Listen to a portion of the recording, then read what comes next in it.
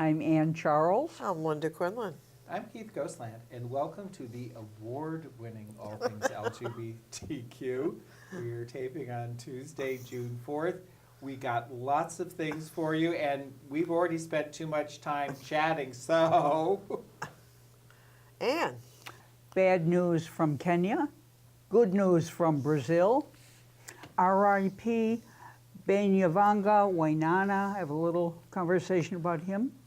Taiwan marriages are taking place at a rapid pace with many people. Italy's first transgender mayor, Rabbi Daniel Atwood.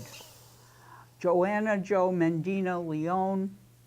LGBTQ Hondurans march against hate. The grandson of Singapore's founding father marries his same-sex partner in South Africa.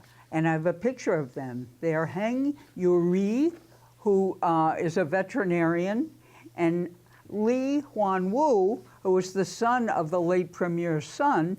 Lee Huan Wu is on the right, and an elephant is on the left, because they got married in a game reserve in Cape Town.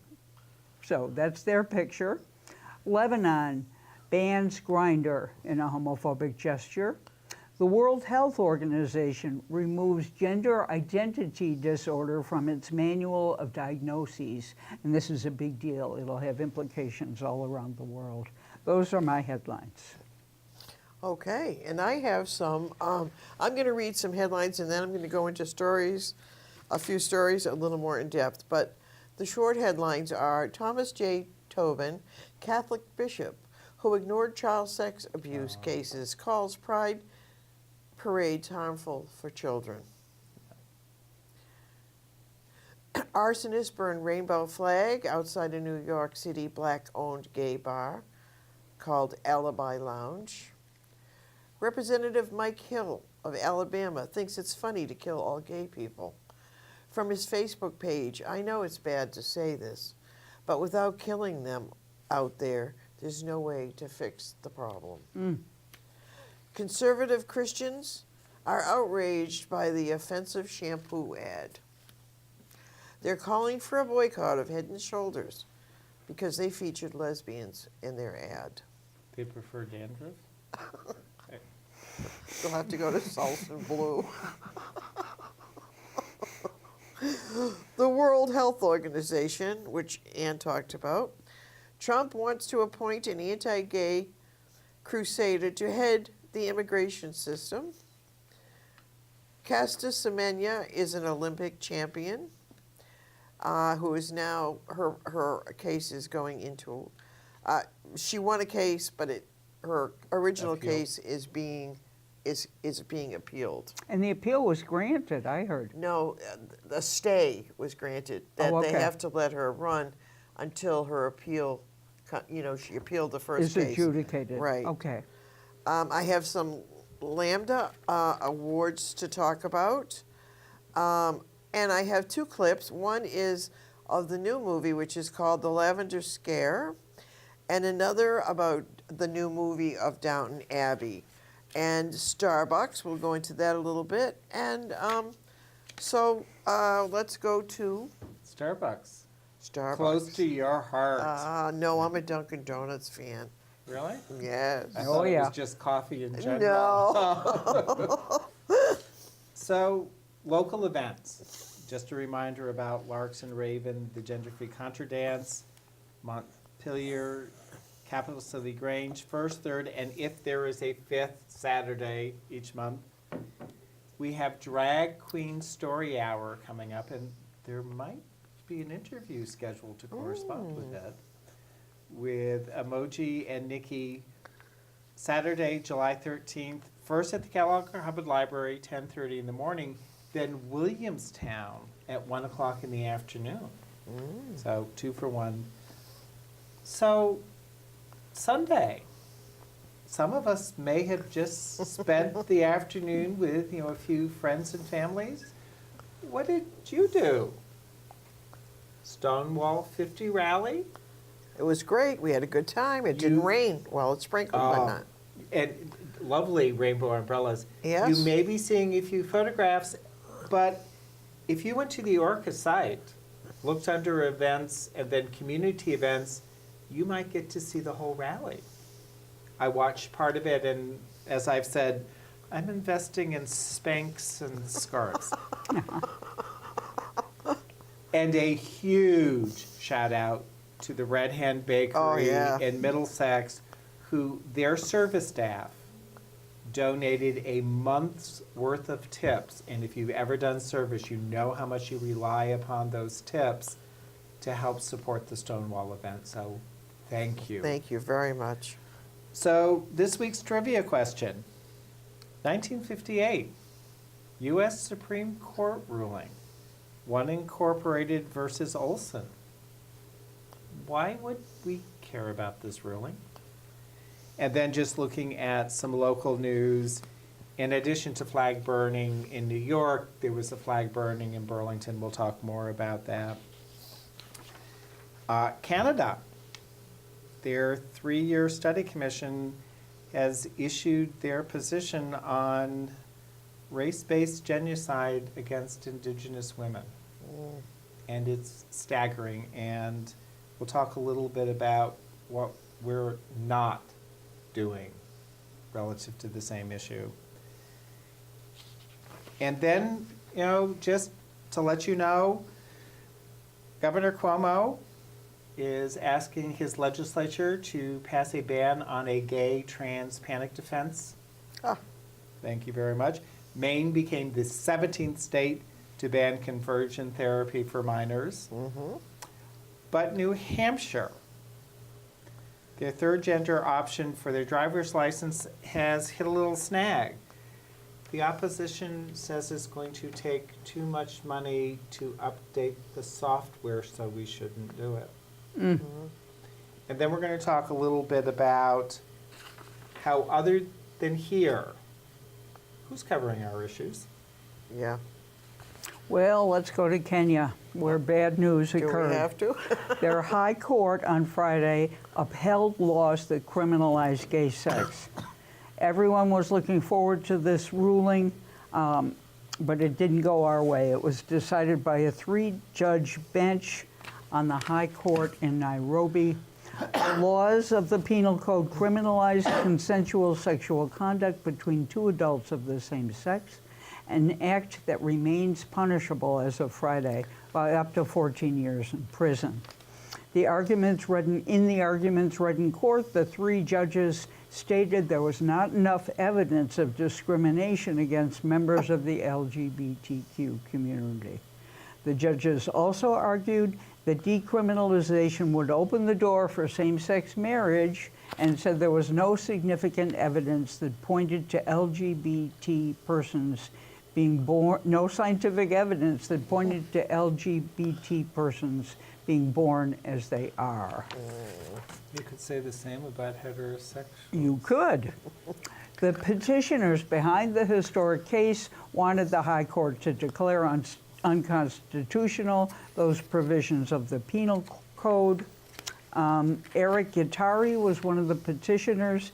He said, because of today's ruling, many of Kenya's LGBTQ community will remain in the closet, and some will be too ashamed to access basic services like healthcare.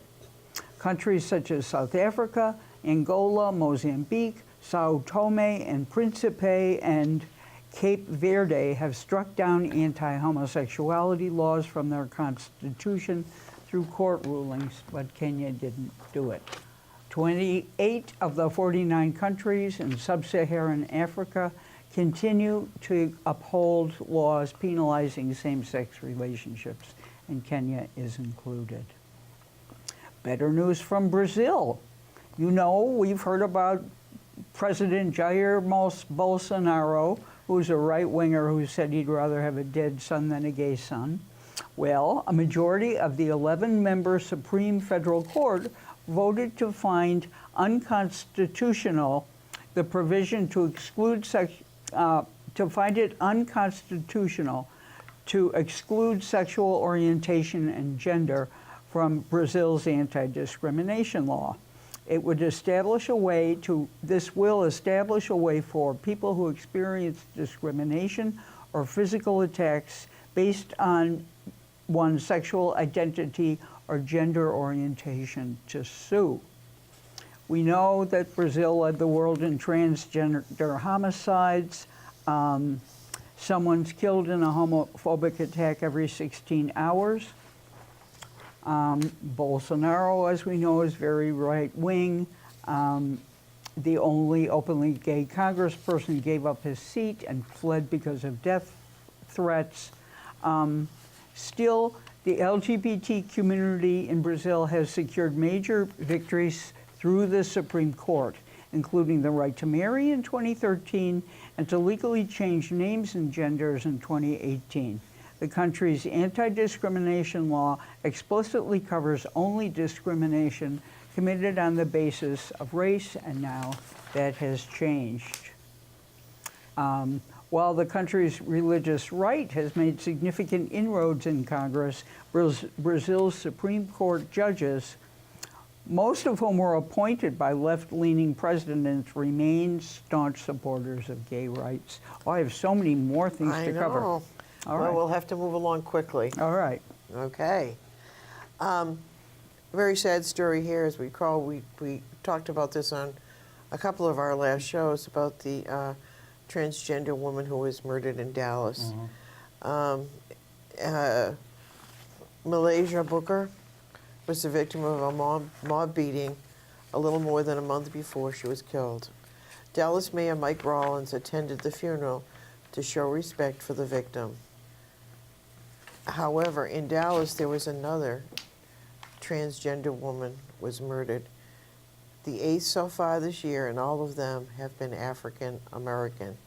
Dallas police identified the body pulled Saturday from White Rock Lake as that of Sinal Lindsay, 26.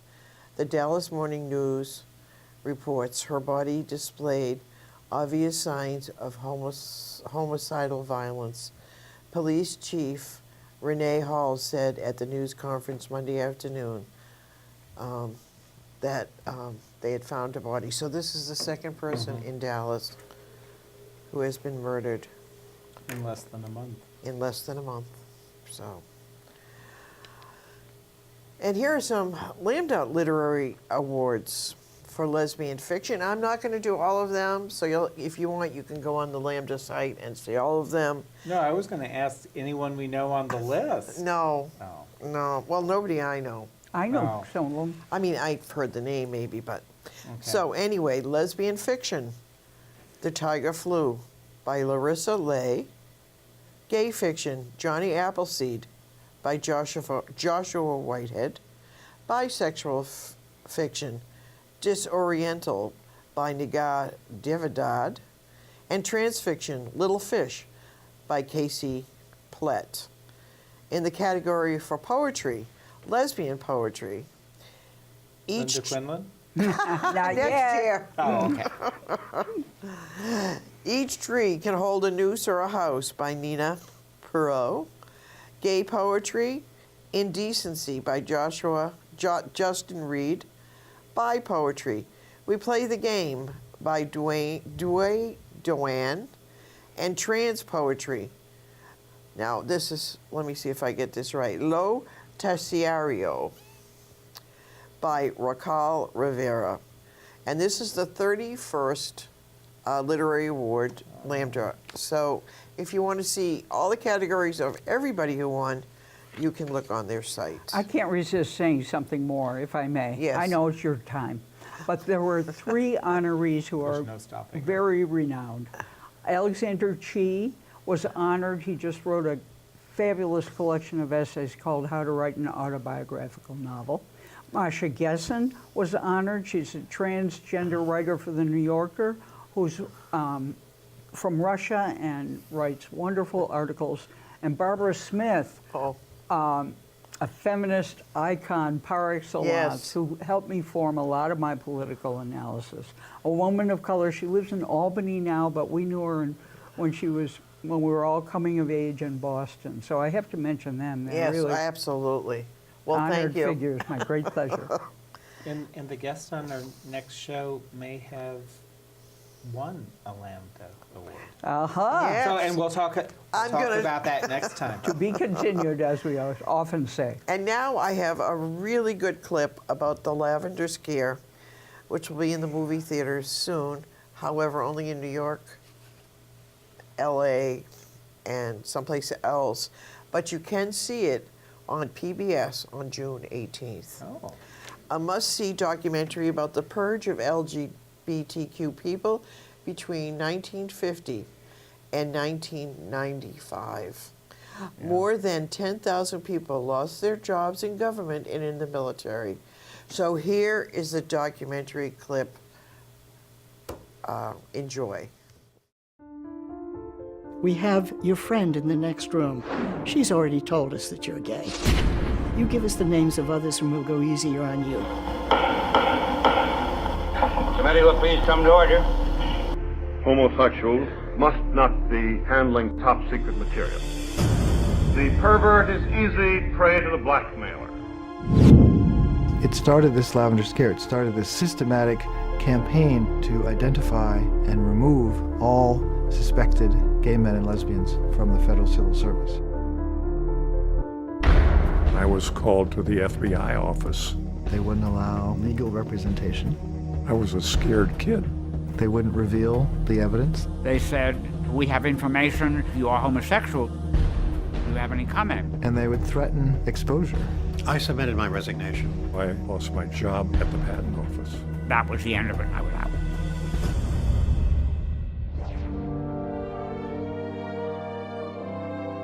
I was the first person to fight back out of all of those huge number of people that were fired in the 50s. And in 1965, he led a protest outside the White House, which was both an act of conscience, but also an act of extraordinary courage.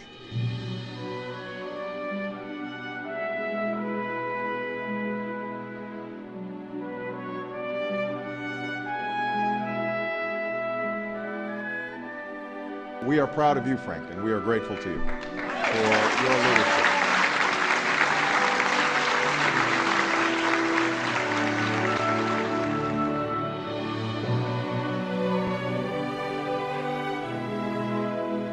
I mean, it's a heartache that you have the rest of your days.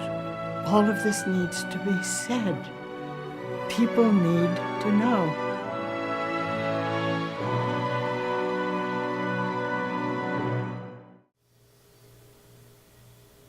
I can't wait to see that. I know. Well, and I It was really gonna- looks good. And as opposed to us, Canada has moved towards reparation, apologizing, and actually looking at Reparations? financial compensation Yeah. to people who were subjected to the scare in Canada. That during the won't same happen time. here, I don't think. Anyway, Not in moving the on. next 2 Well, a years. lot of people are dead too, like Frank Kameny, Yeah. who figures prominently In in this. this documentary. What heirs could receive. And Gentleman Jack, which I'm really enjoying, I think Anne is really enjoying. You can see that on HBO. It's created by Sally Wainwright. It's about a lesbian, Ann Lister, taking place in 1832, and I have a picture of Ann Lister. So there we go with that. And let's Someone's see. role model. Yes. Keeps mentioning her. And I just have one more clip here, and it's of the Downton Abbey movie, which will be out soon. I can't wait for that. I love the TV series. September. And it looks like Thomas Barrow finds romance. I know. There's a gay kiss. There's a gay kiss, yes. So here's a clip for that movie, and then we'll move on to Keith.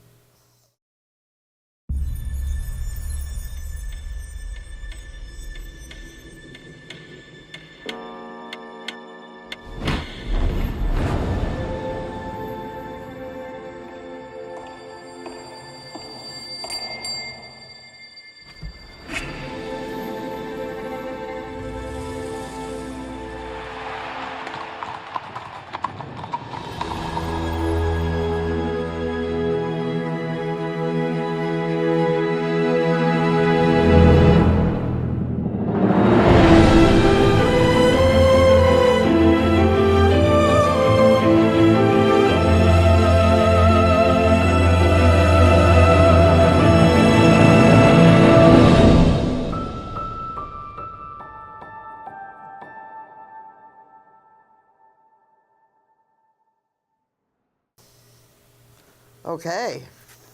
I get to go to Downton Abbey and have a gay kiss? I know, isn't that That's great? right. Damn.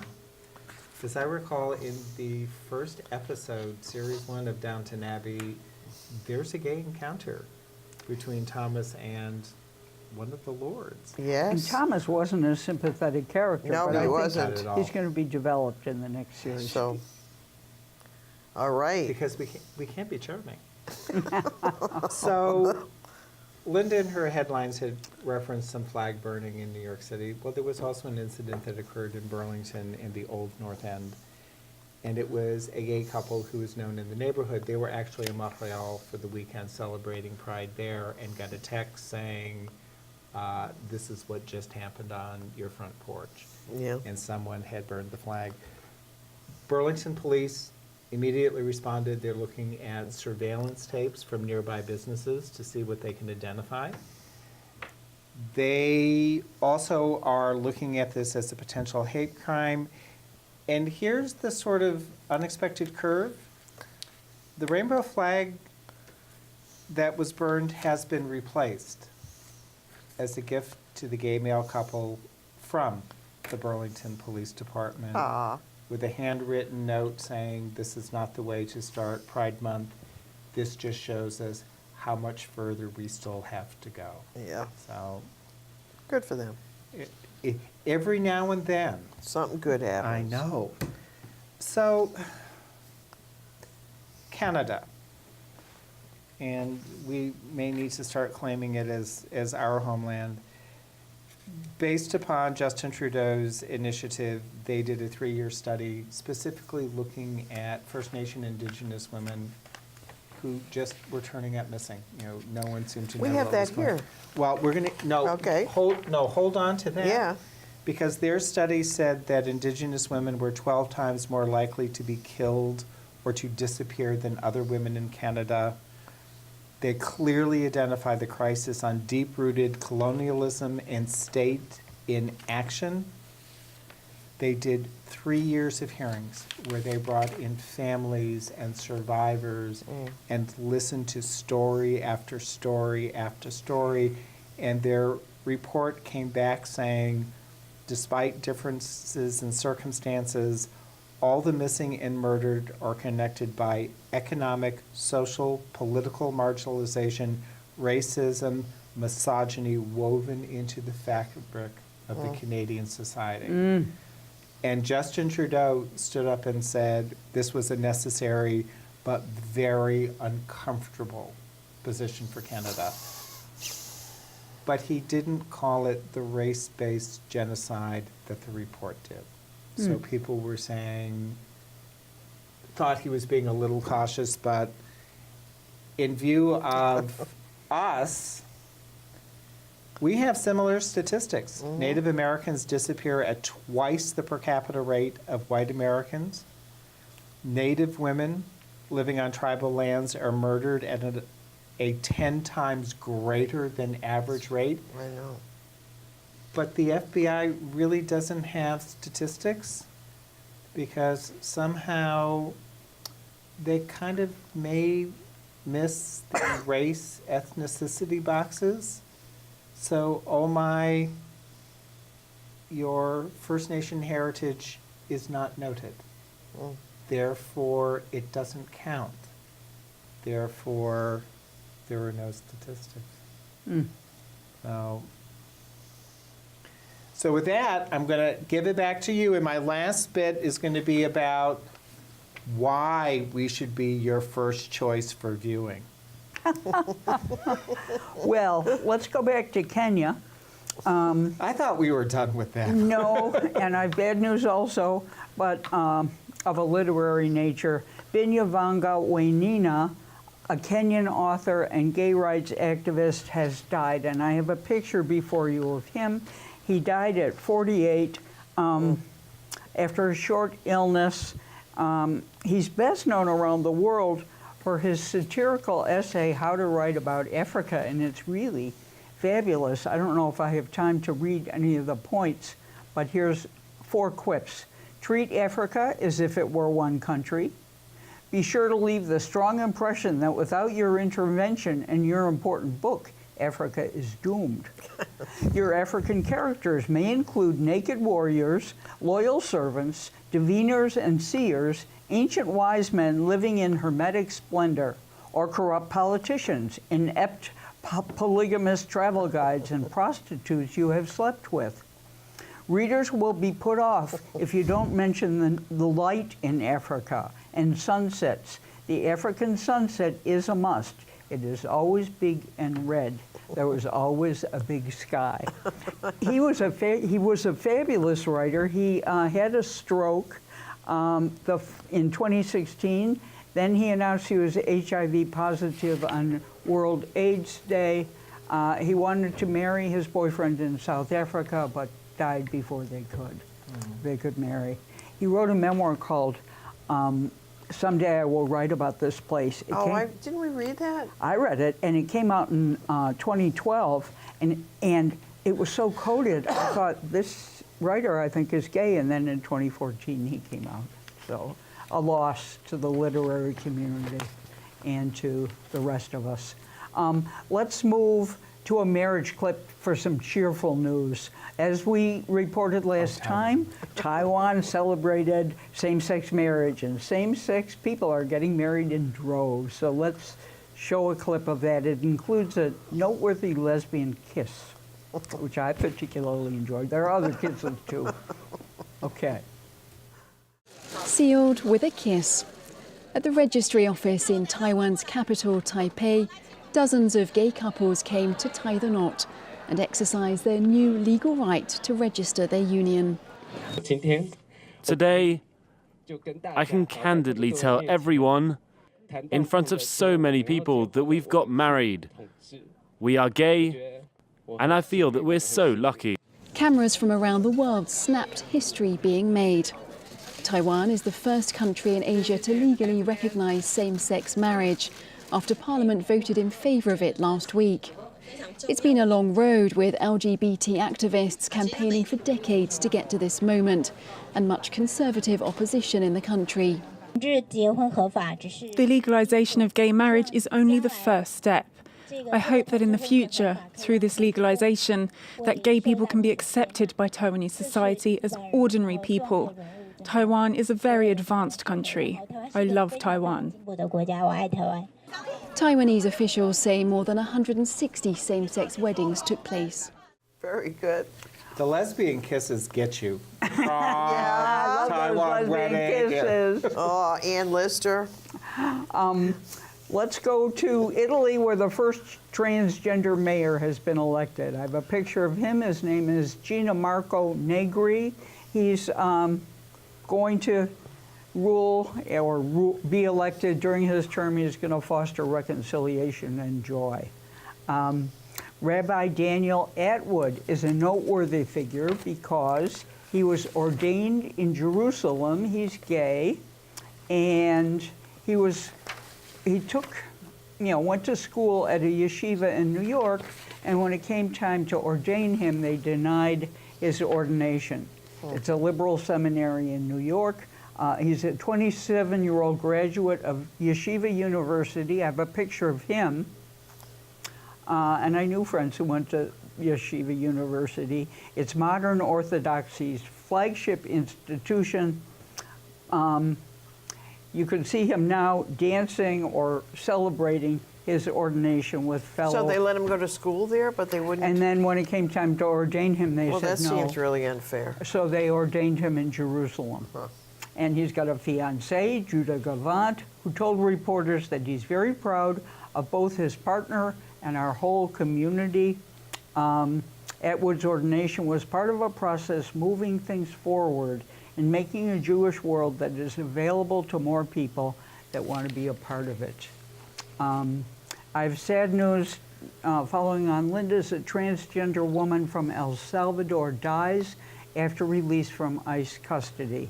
And you have a picture. Is that the third, the second, third? Second. It's a year after Roxana Hernandez, a transgender Honduran woman with HIV, died in New Mexico.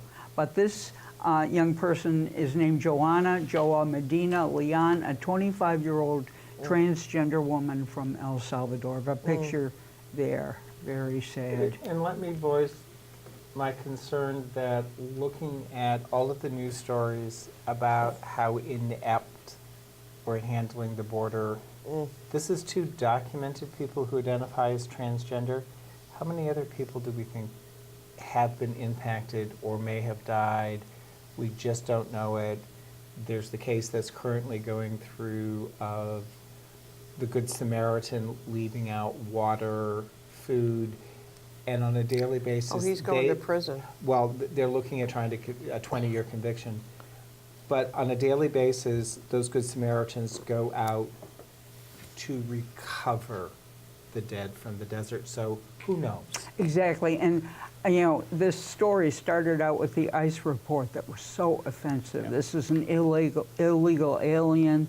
They reported the death using the dead name. I mean, it was just horrible. How many ways can I do this wrong? And who was the guy who was out there with a gun shooting people who wasn't even like part of the, some rogue person? And that's okay though. You mean they haven't been granted a pardon?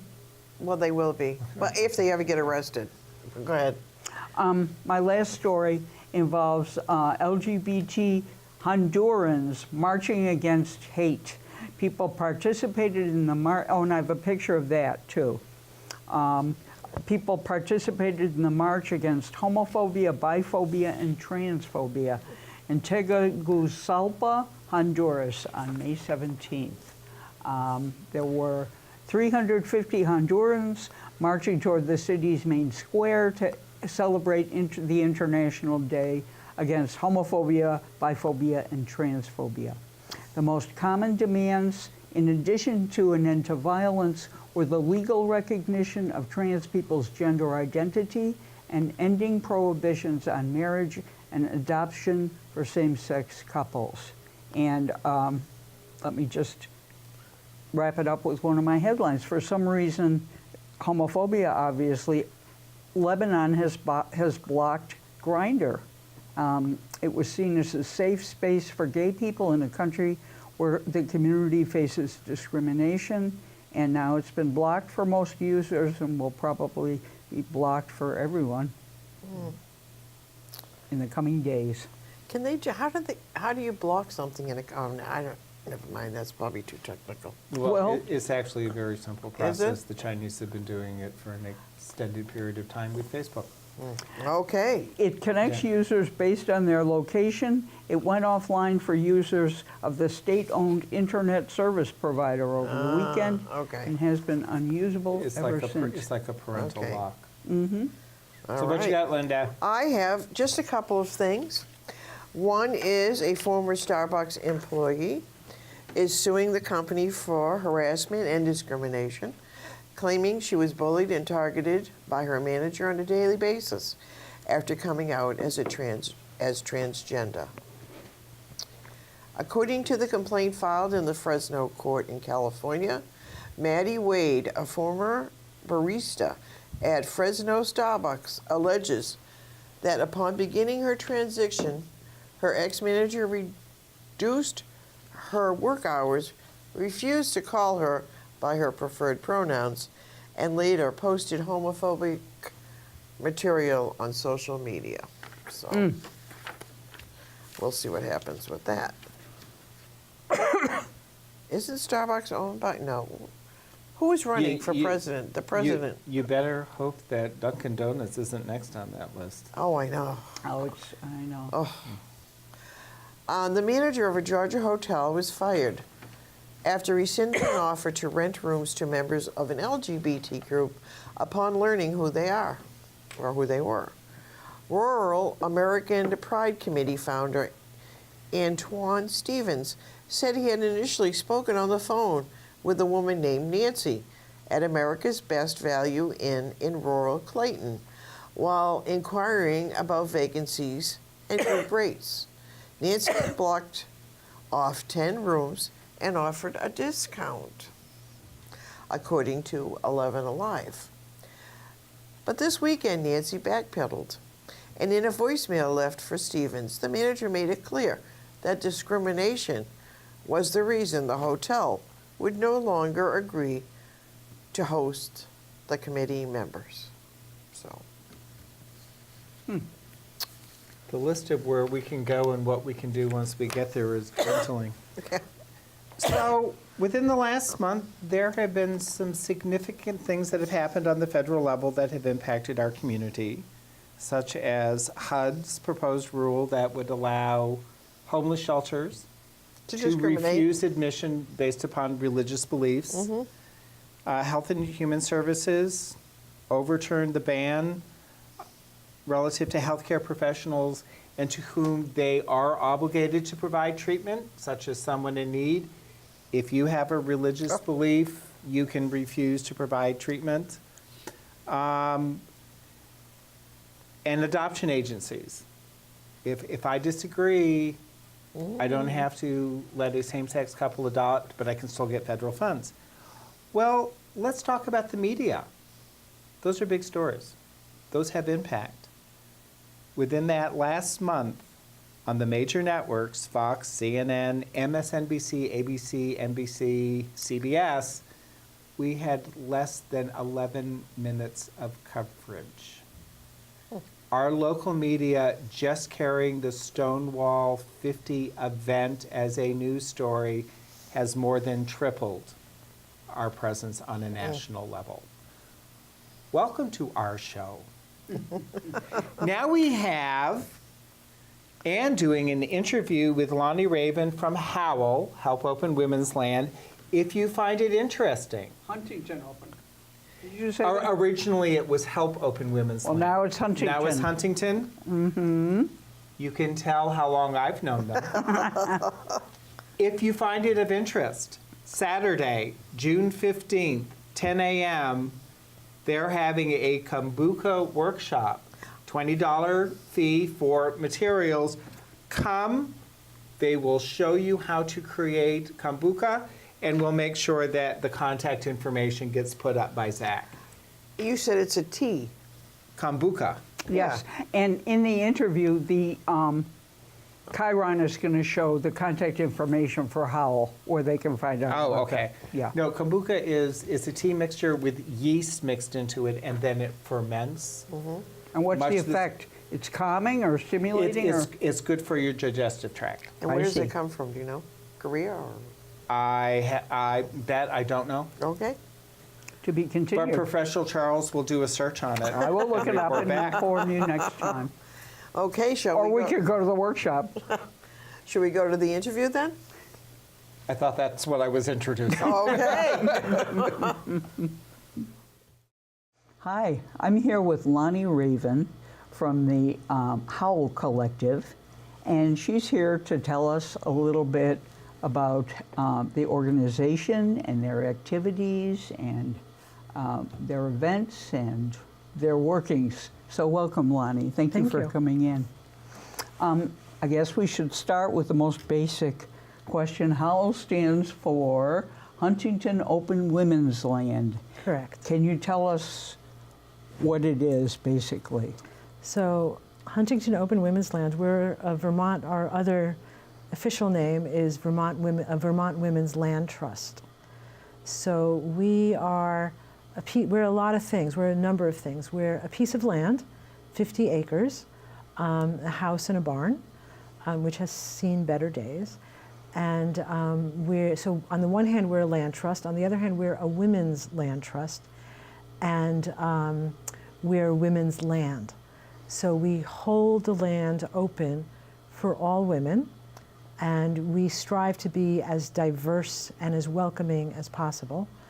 And we want to use the land for programming, for passive recreation, for living, for actually just living there, and exploring whatever women want to explore on the land. I remember going there a couple of years ago for an art event. Oh, nice. And if I'm not mistaken, one woman was living in the house. Yes, yes. And artistic activities were occurring. Yes, yes. I may or may not have attended that. I attended one of those. There was a series. Yeah, so we welcome all women who are interested in HOWL to hold activities there. It's a resource for all women. So that means you can walk around, you can hike, in the winter snowshoe and ski. We're contiguous with Campbell's Hump State Park, so you can also connect to the Catamount Trail from our land. And we have activities. So it's a place to explore, it's a place to be creative, it's a place to experiment, and we want to make it as useful as possible. We're also the only women's land trust in Vermont, and I believe we're the only one in New England. You know, women's land is a thing that was much more it was around more. There were more of them 40 years ago, or even 50 years ago, and it's a tough thing to hold. So HOWL is one of the few women's lands that have continued to be open to all women, open to a diversity of women. Not all women's lands have kind of moved on with the times in the way that we have strived at least to do. And that's it. That's what we want to be. We want to be relevant and open for business, basically. You've been going since 1989, is that right? HOWL has been, it's not totally clear to me. I've been involved with HOWL for a little under 10 years. There are women who have more of the collective history than I do. But I think it's either in the early to mid 80s, 1983, 1985, 1986, women decided, the women's community in the late 70s and early 80s decided that they wanted women's land. So they scouted out an appropriate piece of land. And they found HOWL. So they fundraised. A specific person helped out in terms of funding, and so we got HOWL. And what's really amazing is that we have it, the land is owned by the nonprofit, which, that's what I wanted to say before, that's also kind of rare. Much of women's lands today are owned by private persons, so they can just say this is what they want. HOWL is owned as a nonprofit, and it's owned free and clear. Mm-hmm. So 50 acres. 50 acres, 25 forested, 25 open, and a barn and a farmhouse. Oh, it's an intentional community. Can you talk a little about what that means? Yes, we strive to be an intentional community. We have women living at HOWL, and those are resident caretakers, and they are living in community. We also create a community whenever we have an event, whenever we have visitors. And that's a very important component of HOWL. We get to experience the full experience of living in community with other women, living peacefully, respectfully, giving respect and getting respect, even though we're different. There are 5 collective members. Yes. You, a collective kind of runs the show, can I say that? Yeah, you know, we're a hippie collective. The collective also functions in the 21st century as a board, basically. Mm-hmm. So we officially have a president and I don't know if we have a secretary, but we certainly have a treasurer. Do you fundraise a lot? We have to. We have to pay property taxes. We have to keep the lights on. Mm-hmm. We've got to keep the fire going. Mm-hmm. So yeah, we have expenses. So we do fundraise, and we welcome all donations. We're a 501c3, and all donations are tax deductible as much as you can do that these days. Uh-huh. How did you personally get involved? You're a collective member and professionally, or you're also a campus planner at UVM, so how? Yes. I had a friend, a really good friend by the name of Crow Cohen, and she got me involved. She invited me one day, And she said, I think, you know, this will be really good for you. To come up to the land. To come up, well, I'd come up to the land before. I knew about HOWL because I participated in activities. I went to a writing workshop, I went to various things, various activities at HOWL. But I was a little intimidated. At the time, I was still married to a man, and I had my own coming out process to happen. And she knew about all that, so she was saying, "Oh, I think you'll be good for HOWL. I think HOWL will be good for you." And that was really true. And I was a little intimidated. You know, I said, "Oh, well, you know, I'm not." HOWL, at the time at least, had this reputation of being primarily for lesbians. And she said, "No. Yes, we were lesbians that bought the land and ran it, but we have it in trust for all women." And that's very clear, and that's in the deed, so all women are welcome. And including women who identify as women. Today, we have had to grapple with new definitions, with people defining themselves differently and much more creatively than 30 years ago. So at the time, in 1983 or 1986, to say this is women's land was pretty simple and pretty self-explanatory. Today, that's a really complicated question, and we've grappled with it. Before I got to be active at HOWL, Crow had actually gotten involved with looking at the definition of women, and at the time, transgender women were wondering whether are we welcome at HOWL too? And the answer is yes. So we welcome all self-defined women, regardless of gender at birth.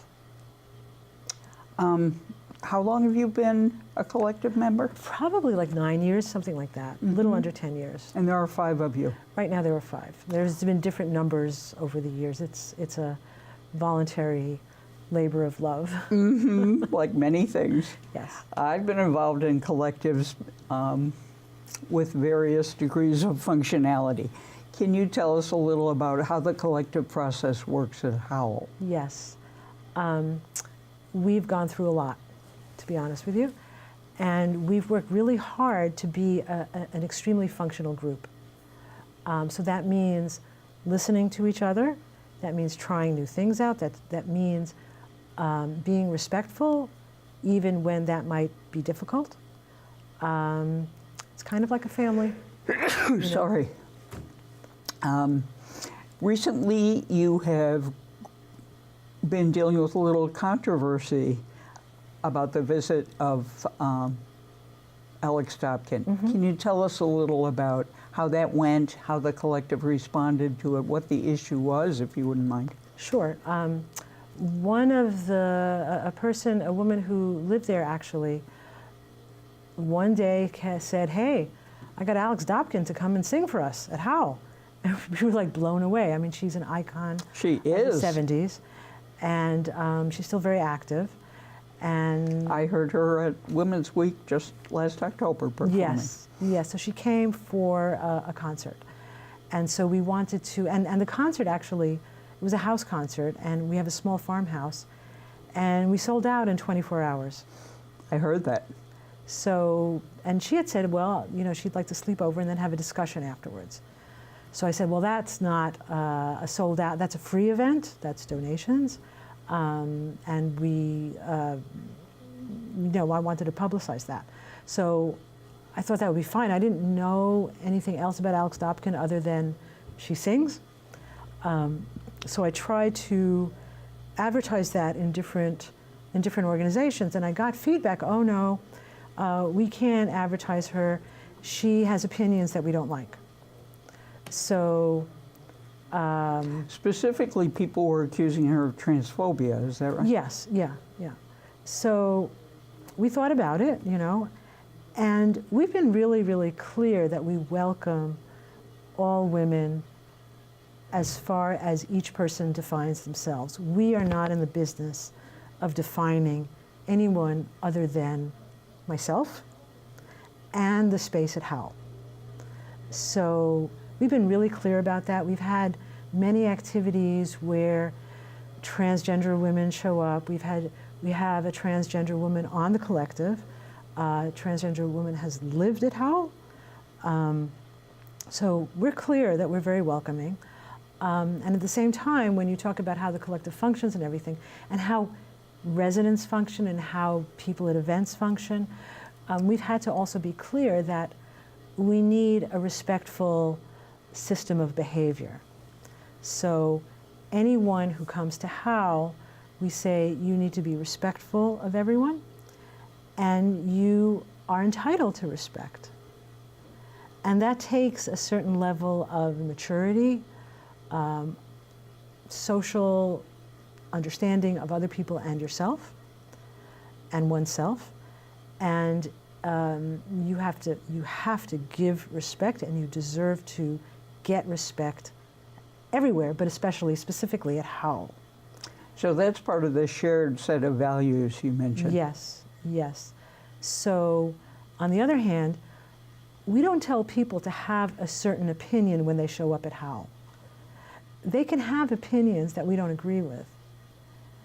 And we can even talk about them respectfully and with love and with an idea, with the goal of communicating and not just clashing, because that's what a women's community is. We want to learn from each other, we want to experience, and that means being able to explore even opinions that I may not agree with. Mm-hmm. And the question is also, how do I do that respectfully? And how do I do that as communication and not just beating somebody over the head, because that's not how you create a women's community. And in the panel discussion after the Dobkin concert, these issues were raised? Actually, yeah. So she had the concert in the evening, on Saturday evening. And Sunday morning, women came to her discussion. And she was really lovely. I thought it was a really good discussion, because she sort of ran it. She started out by saying, okay, so everybody in the circle, we were 10 women. Can you say who you are, how old are you, and what are the issues that interest you right now? So we talked about everything. I mean, as a woman, I have a lot of things going on in my life, you know, and everybody has their own stuff. We talked about music, we talked about coming out, we talked about aging, we talked about everything. And I said, you know, HOWL is my field of interest right now, and how do we flow with the times? How do we become relevant for more women and more people in the 21st century? Who identify as non-binary or gender non-conforming? That's a question. Yeah. Yeah, I mean, that's another question that has come up since then. Mm-hmm. And so that's our next thing to explore. Wonderful. Well, Lani, thank you for coming in. This has flown by. During the course of the interview, we'll show your email address and the website, and I appreciate it. Come again. Sure. Okay. Thank you. Well, that was fun. That was really informative. Okay. It was great talking with her. Yeah. And I'm going to continue to call them Help Opens Women's Land because that's how I first knew them. Well, you gotta change with the times. You will continue to correct me as you do on many issues. Well, and with that, we need to the resist? trivia question. Oh, the trivia! Oh, yeah. With that, we're resisting. No. I never. Well, always we're resisting. Yeah. I'm thinking, where's trivia? One Incorporated versus Olson. What was significant? One Incorporated won the Homosexual magazine. It would help if you knew that Olson was the Postmaster General, and they refused to deliver it, to which the Supreme Court ruled this is an issue of right to free speech. It was the first time there was a pro-ruling relative to homosexuality from the U.S. Supreme Court. And in that was in 1958. Okay. And with that. And during the Lavender Scare. Yeah. Okay. During my childhood. To Mine be too. narcissistic. I have no comment. So, on that note, let's resist. Resist. Resist.